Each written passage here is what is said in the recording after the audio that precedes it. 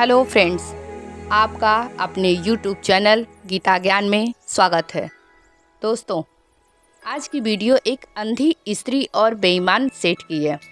एक मंदिर के बाहर एक बूढ़ी औरत भीख मांगा करती थी। उसका कोई सहारा नहीं था। ऊपर से भगवान ने भी उसे अंधा बना दिया था। अपनी भूख को शांत करने के लिए वो मंदिर के पास बैठ जाया करती थी। जो भी मंदिर में दर्शन के लिए जाता था वो कुछ पैसे बुढ़िया को दे देता था। बुढ़िया भी उन्हें खूब आशीर्वाद देती थी और उस पैसे से कुछ न कुछ व्यवस्था करके अपना पेट भर लेती थी और भगवान को धन्यवाद देती थी। तू सबका ख्याल रखता है। इस तरह कुछ वक्त गुजरता गया। अंधी बुढ़िया भी अकेले अपना जीवन व्यतीत कर रही थी। एक समय ऐसा आया कि उस बुढ़िया के जीने की उम्मीद बढ़ चुकी थी। दरअसल एक दिन वो अपनी झोपड़ी में बैठी हुई थी और एक बालक खेलता कूदता आता है और उस अंधी बुढ़िया से लिपट जाता है। वो भी नहीं जानती थी वो बालक किसका है और न जानने का प्रयास किया। बुढ़िया उसे छूकर उससे प्यार करने लगी। वो बालक से इस प्रकार प्रेम करती थी मानो उसका ही बेटा हो। अब वो बच्चा वहीं रहता था। अंधी स्त्री उसे खिला पिलाकर मंदिर चली जाती थी और जब शाम को लौट कर आती थी तो वो बच्चा उसकी गोद में आकर खेलने लगता था और वो बहुत ही प्यार से उसके साथ खेलती, उसे दुलारती। जो कुछ भी रहता था उसके पास वो बच्चे को खिलाती थी। इस प्रकार बालक को उसके साथ रहते रहते 5 वर्ष बीत गए थे। पड़ोस वाले उसे हमेशा अकेले ही खेलते देखते थे। एक दिन पड़ोस वाले उस बच्चे को उस अंधी बुढ़िया की गोद में बैठा हुआ देखे पर पूछना उचित नहीं समझे। वो बच्चा उस अंधी स्त्री के पास ही रहता था, उसे अपनी माँ मानता था।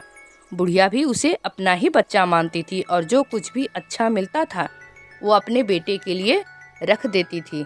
वो अपने बेटे को गोपाल कहकर पुकारती थी, उसके लिए धन इकट्ठा करती थी। एक दिन बुढ़िया ने एक प्रसिद्ध सेठ का नाम सुना। सेठ गंगाधर बड़े ही धर्मात्मा हैं।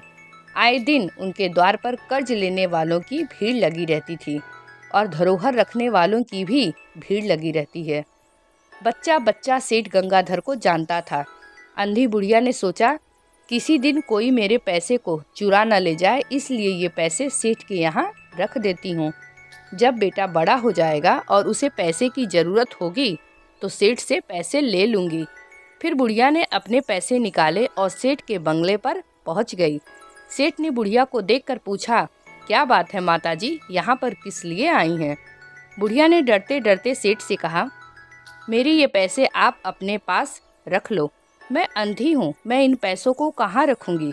उचित समय आने पर मैं इन पैसों को ले जाऊँगी।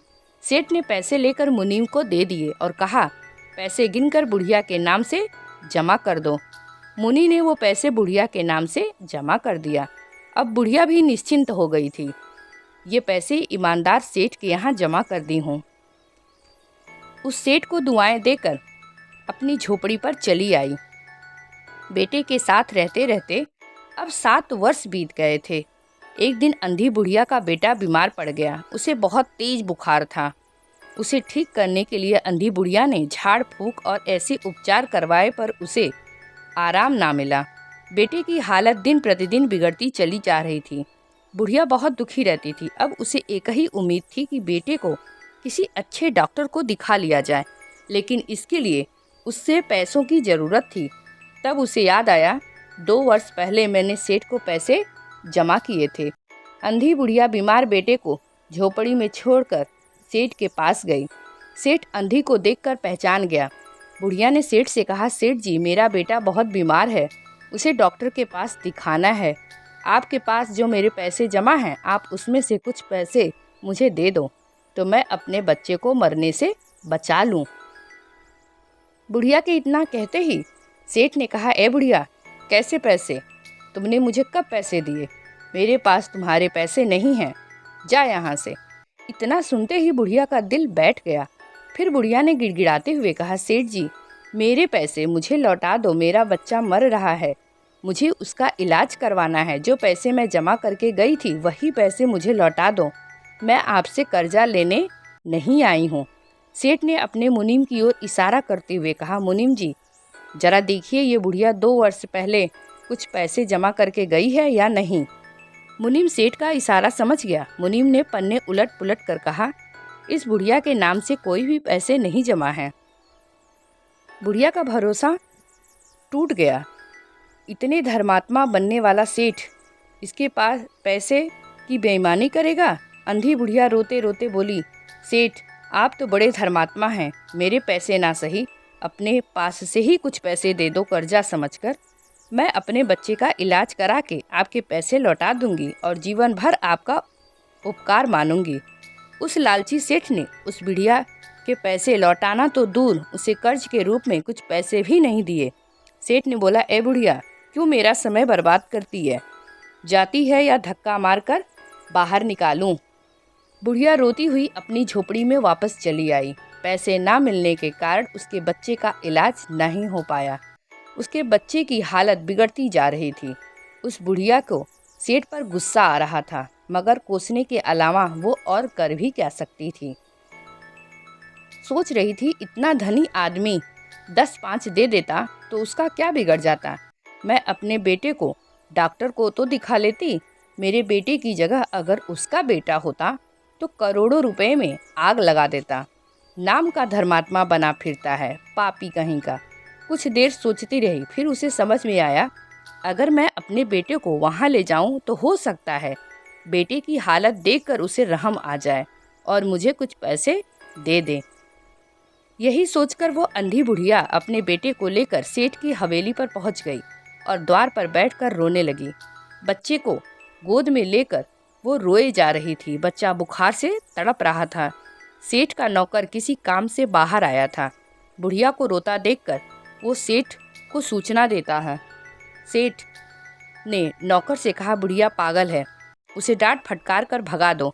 नौकर उसे जाने को कहा पर बुढ़िया वहाँ से नहीं गई। नौकर थक हार के सेठ के पास लौट कर आया और बोला, सेठ जी वो बुढ़िया यहाँ से जाने का नाम नहीं ले रही है, आप ही जाकर देखो। सेठ गुस्से से भर गया और जाकर बाहर देखा तो बुढ़िया की गोद में 15 साल का लड़का बेहोशी की हालत में लेटा है। बुखार से शरीर तप रहा था। लड़के को देखकर सेठ के पैरों के तले जमीन खिसक गई। सेठ आश्चर्यचकित हो गया क्योंकि बुढ़िया के बेटे की शक्ल सेठ के बेटे से बिल्कुल मिल रही थी, जो 7 साल पहले मेले में खो गया था। सेठ ने बहुत खोजा था पर उसका कहीं पता नहीं चला। उसे याद आया कि उसके बेटे के पीठ पर एक जले हुए चोट का निशान था। उसने तुरंत बालक की शर्ट हटाई तो उसे जले हुए चोट का निशान दिखाई दिया।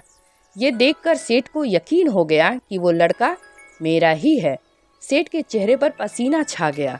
वो अपनी पत्नी को आवाज लगाने लगा, कमला देखो अपना बेटा मिल गया। उसने अंधी स्त्री की गोद से बालक को उठाकर छाती से लगा लिया। उसकी पत्नी दौड़ती हुई बाहर आई और बेटे को सीने से लगा लिया। बच्चे का शरीर बुखार से तप रहा था। सेठ चिल्लाता हुआ नौकर से बोला, जल्दी जाओ और किसी डॉक्टर को बुलाकर लाओ। सेठ बालक को लेकर घर के अंदर चला गया। अंधी बुढ़िया चिल्लाने लगी, अरे ओ पापी सेठ, तुमने तो मेरे रुपए ले ही लिए और अब मेरे बच्चे को भी छीन कर ले जा रहा है। सेठ ने कहा, नहीं नहीं, ये मेरा ही बच्चा है जो 7 साल पहले मेले में खो गया था। अब मेरा बच्चा मुझे मिल गया है। अब मैं सारी संपत्ति बेचकर इसके इलाज में लगा दूंगा। अंधी बुढ़िया रोते रोते हंस पड़ी और कहने लगी, अरे पापी सेठ, तेरा बच्चा निकला तो तू सारी संपत्ति बेचने को तैयार है, और जब मेरा बेटा था तो तू उसे मर जाने के लिए छोड़ दिया था। मुझसे पूछ मैंने इसे कैसे पाला है और आज तू मुझसे छीन कर ले जा रहा है। सेठ कुछ बोल नहीं पा रहा था और बूढ़ी माँ कुछ देर खड़ी रोती रही। थोड़ी देर बाद वो अपनी झोपड़ी की ओर चल पड़ी। उसे अब अपने बच्चे के ठीक होने की उम्मीद दिखाई दे रही थी, पर बेटे से दूर होने का गम भी खाए जा रहा था। इधर सेठ बड़े बड़े डॉक्टर को दिखाया। दवा का असर होते ही बुखार उतर गया। उसकी हालत भी बेहतर हो गई। जब उसकी आंख खुली तो वो इधर उधर देखता हुआ अपनी माँ को पुकारने लगा, पर वहाँ काफ़ी लोग चारों ओर से घेरे हुए थे, पर उनके बीच उसकी माँ नज़र नहीं आ रही थी। अब वो परेशान हो गया और माँ की रट लगाए हुए था। सेठ को समझ नहीं आ रहा था अब वो क्या करे। बालक की तबीयत फिर से खराब होने लगी। सेठ की आंखों पर चारों ओर से अंधेरा छा गया था। सोचने लगा, मेरा एक ही बच्चा है और इतने दिनों बाद मिला है, वो भी इस हालत में। सेठ को लगने लगा अब उस बुढ़िया के बिना मेरा बेटा ठीक नहीं होगा। उसने तुरंत जाने की तैयारी की और उस बुढ़िया की झोपड़ी पर जा पहुंचा। झोपड़ी के अंदर जैसे ही गया तो देखा बुढ़िया जमीन पर बैठकर रो रही थी और उसका शरीर बुखार से तप रहा था।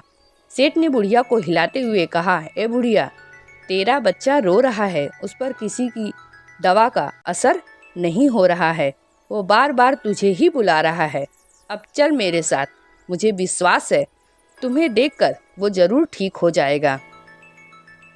सेठ को गिड़गिड़ाता देखकर अंधी माँ ने कहा, सेठ तू जा यहाँ से, अपने बच्चे की जान बचा ले। अगर मरता है तो मर जाने दे, वैसे भी तूने ही उसे मारा है।